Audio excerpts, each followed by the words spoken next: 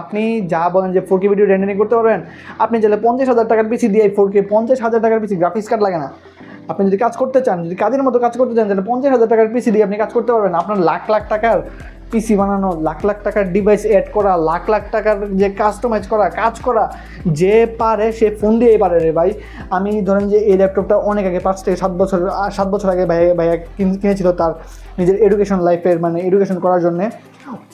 ভাইয়া তো এডুকেশন শেষ করছে, ধরো যে আমি প্রায় 3 থেকে 4 বছর আগের কাহিনী বা 4 বছর আগের কাহিনী, তখন আমি চ্যানেল ক্রিয়েট করে কাজ টাজ করি। এই চ্যানেল থেকে যদি আমি এই পর্যন্ত আসতে পারি, এই ল্যাপটপ থেকে যদি আমি এই পর্যন্ত আসতে পারি, তাহলে ভাই আপনারা কেন পারবেন না? আমার কথা হচ্ছে এই নেই যে আপনারা কেন পারবেন না বা কেন হবে না। আমি প্রায় 1.5 বছর ধরে পিছিয়ে গেছি।